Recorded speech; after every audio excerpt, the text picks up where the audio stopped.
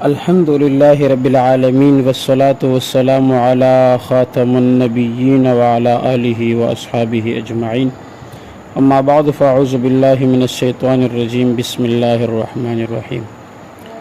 سامعین و ناظرین، آج کے اس درس میں نبی کریم صلی اللہ علیہ وسلم کی ولادت باسعادت کا ذکر کرنا چاہتا ہوں۔ امید ہے آپ توجہ سے میری گفتگو سنیں گے۔ محترم سامعین، ماہ ربیع الاول کی 12 تاریخ کو اس عظیم انسان کی پیدائش ہوئی جو تمام مخلوق کے لیے رحمت بن کر آیا۔ وہ عظیم انسان میرے اور آپ کے آقا بلکہ تمام اولاد آدم کے آقا حضرت محمد صلی اللہ علیہ وسلم ہے۔ نبی کریم صلی اللہ علیہ وسلم کی ولادت ایک غیر معمولی واقعہ تھی، کیونکہ حضرت ابراہیم علیہ السلام نے آپ کی تشریف آوری کے لیے دعائیں کی تھی۔ حضرت عیسیٰ علیہ السلام نے آپ کی آمد کی بشارت دی تھی۔ آپ کی ولادت سے مسکینوں، یتیموں، بے کسوں، دردمندوں بلکہ تمام مخلوق کی مقدر کا ستارہ چمکا، ظلم اور جبر کا خاتمہ ہوا اور عدل و انصاف کا بول بالا ہوا۔ ناظرین محترم، کفر اور ضلالت کی تاریکیاں چھٹ گئے اور ہدایت و سعادت کے نور سے عالم انسانیت کا گوشہ گوشہ روشن ہو گیا۔ نور ازلی چمکیا، غائب اندھیرا ہو گیا، کملی والا آ گیا، گر گر سویرا ہو گیا۔ ناظرین محترم، آپ صلی اللہ علیہ وسلم کی ولادت کے وقت بہت سارے معجزات کا ظہور ہوا جن سے آپ کی عظمت ظاہر ہوتی ہے۔ آپ صلی اللہ علیہ وسلم کی ولادت کے وقت ایک نور ظاہر ہوا جس سے حضرت آمنہ رضی اللہ تعالی عنہ کا گھر بھر گیا۔ حضرت آمنہ رضی اللہ تعالی عنہ نے اسی نور کی روشنی میں شام کے محلات بھی دیکھے۔ آپ صلی اللہ علیہ وسلم پاک، صاف، ناف بریدہ اور مختون پیدا ہوئے۔ نبی رحمت صلی اللہ علیہ وسلم نے پیدا ہوتے ہی سر سجدے میں رکھ دیا اور اپنی امت کی مغفرت کی دعا کی۔ آسمان کے ستارے قمقمے بن کر زمین پر اتر آئے، مشرق سے مغرب تک نور پھیل گیا، کعبۃ اللہ نور سے منور ہو گیا۔ اسی لیے عید میلاد النبی صلی اللہ علیہ وسلم پر ہم بھی چراغاں کرتے ہیں۔ سامعین محترم، نبی کریم صلی اللہ علیہ وسلم کو آپ کی ولادت کے بعد 7 دن تک آپ کی والدہ نے دودھ پلایا۔ اس کے بعد چند دن ابو لہب کی لونڈی صوبیہ نے بھی آپ کو دودھ پلایا۔ سامعین محترم، نبی کریم صلی اللہ علیہ وسلم کو دودھ پلانے کا سب سے زیادہ شرف حضرت حلیمہ سعدیہ رضی اللہ تعالی عنہا کو ملا۔ انہوں نے 2 سال تک آپ کو دودھ پلایا۔ حضرت حلیمہ سعدیہ رضی اللہ تعالیٰ عنہ کا علاقہ مکہ شریف سے دور تھا، وہاں قحط سالی اور غربت چھائی ہوئی تھی، لیکن جب حلیمہ سعدیہ نے نبی کریم صلی اللہ علیہ وسلم کو وہاں لے گئے تو آپ کی وجہ سے وہاں بڑی برکتیں ظاہر ہوئے۔ فقط سالی ختم ہو گئی، چراگاہیں سرسبز و شاداب ہو گئے اور ہر چیز وافر مقدار میں ملنے لگی۔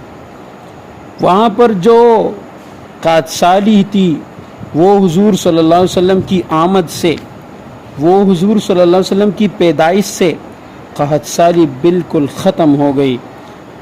سرسبز و شاداب زندگی سب گزارنے لگے۔ حضرت حلیمہ سعدیہ رضی اللہ تعالیٰ عنہ کہتی ہے کہ جب میں مکہ شریف کی طرف آ رہی تھی تو میری سواری کمزور تھی، قحط سالی اور بھوک کی وجہ سے اتنی لاغر تھی کہ اس کے لیے چلنا مشکل ہو رہا تھا، اس کی گردن جھکی ہوئی تھی۔ لیکن جب میں نے نبی کریم صلی اللہ علیہ وسلم کو اس پر سوار کیا تو وہ طاقتور اور چالاک ہو گئی، وہ اپنی گردن اوپر اٹھا کر چل رہی تھی۔ جب کعبہ شریف کے پاس پہنچی تو اس نے سجدہ کیا، پھر سجدے سے سر اٹھایا، آسمان کی طرف دیکھا اور چل پڑی۔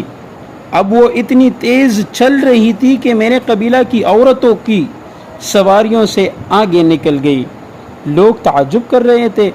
میرے ساتھ آنے والی عورتیں کہنے لگے، یا بنت ابی ذؤیب، پھر هذه اتأنک التی خرجت علیہا معنا، اے ابو ذؤیب کی بیٹی، کیا یہ وہی سواری ہے جس پر تو آئی تھی؟ میں نے کہا نعم واللہ انہا لہیہ، ہاں خدا کی قسم یہ وہی سواری ہے جو میں آپ کے ساتھ لے آئی تھی۔ وہ کہنے لگی واللہ ان لہا لشأنا، ہونا ہو اس کے ساتھ ضرور کوئی خاص بات پیش آئی۔ حضرت حلیمہ سعدیہ رضی اللہ تعالیٰ کہتی ہے کہ میں سواری کی آواز سنتی تھی، وہ کہہ رہی تھی میں بڑی شان والی ہوں، میں مردہ تھی مجھے زندہ کر دیا گیا، میں لاغر اور کمزور تھی مجھے طاقتور بنا دیا گیا۔ اے بنی سعد کی عورتوں، تم پر تعجب ہے کہ تم غفلت میں پڑی ہوئی ہو، کیا تمہیں معلوم نہیں کہ مجھ پر کون سوار ہے؟ میری پیٹھ پر سید المرسلین، خیر الاولین والآخرین اور حبیب رب العالمین صلی اللہ علیہ وسلم سوار ہے۔ سامعین محترم، یہ حضور صلی اللہ علیہ وسلم کی برکات ہے، یہ حضور صلی اللہ علیہ وسلم کی ولادت باسعادت کی وہ واقعات ہے جو حضور صلی اللہ علیہ وسلم کے ساتھ پیش آئے تھے۔ سامعین محترم، نبی کریم صلی اللہ علیہ وسلم کی وجہ سے حضرت حلیمہ سعدیہ رضی اللہ تعالی عنہا کے گھر میں ہر وقت روشنی رہتی اور انہیں چراغات جلانے کی ضرورت نہ پڑتی تھی، پورا علاقہ خوشبو سے مہک اٹھاتا۔ جب کوئی بیمار ہو جاتا تو وہ حضرت حلیمہ سعدیہ رضی اللہ تعالی عنہا کے گھر آتا، نبی کریم صلی اللہ علیہ وسلم کا ہاتھ اس کے جسم پر پھیرتے تو وہ شفایاب ہو جاتا۔ حضرت حلیمہ کہتی ہے کہ مجھے کبھی آپ کا جولا جلانے کی ضرورت پیش نہیں آئی، بلکہ فرشتے آپ کا جولا جلاتے تھے اور چاند کھلونا بن کر اشاروں پر ناچتا تھا۔ نبی رحمت صلی اللہ علیہ وآلہ وسلم کے چچا سیدنا عباس ابن عبد المطلب رضی اللہ تعالی عنہ کہتے ہیں کہ میں نے نبی کریم صلی اللہ علیہ وسلم کی بارگاہ میں عرض کیا، یا رسول اللہ، میں نے اسلام اس لیے قبول کیا ہے کہ میں نے آپ کے بچپن میں آپ کی نبوت کی ایک علامت دیکھی تھی۔ میں نے دیکھا کہ آپ پنگوڑے میں چاند سے باتیں کر رہے ہیں، آپ اپنی انگلی سے جدھر اشارہ کرتے وہ ادھر جھک جاتا تھا۔ یہ سن کر نبی کریم صلی اللہ علیہ وسلم نے ارشاد فرمایا، نبی علیہ السلام نے فرمایا میں اس سے باتیں کرتا تھا اور وہ میرے ساتھ باتیں کرتا تھا، وہ میرا دل بہلاتا تھا، اور جب وہ عرش کے نیچے سجدہ کرتا تھا تو میں اس کی آواز سنتا تھا۔ اس لیے تو اہل محبت کے امام محدث بریلوی امام احمد رضا خان رحمۃ اللہ تعالی علیہ کیا خوب کہتے ہیں، چاند جھک جاتا ہے جدھر انگلی اٹھاتے مہد میں، کیا ہی چلتا تھا اشاروں پر کھلونا نور کا۔ سامعین محترم، نبی کریم صلی اللہ علیہ وسلم کی ولادت کے موقع پر اور بھی بہت سارے معجزات ظاہر ہوئے جن سے آپ کی عظمت و رفعت کا اظہار ہوتا ہے۔ میں نے ان میں سے چند ایک کا ذکر کیا ہے۔ دعا کرے کہ اللہ جل جلالہ ہمیں نبی رحمت صلی اللہ علیہ وسلم کی سچی محبت عطا فرمائے اور آپ کے مقام و مرتبہ کو سمجھنے کی توفیق عطا فرمائے۔ جو کچھ کہا اور سنا ہے اس کا ثواب اپنے مرحومین بہن بھائیوں کو ایصال ثواب کرتے ہیں اور مالک و مولا سے ان کے درجات بلندی کے لیے دعا کرتے ہیں۔ اللہ کریم جل جلالہ ہم سب کو اس پر عمل کرنے کی اور حضور صلی اللہ علیہ وسلم کے ساتھ محبت کی توفیق عطا فرمائے۔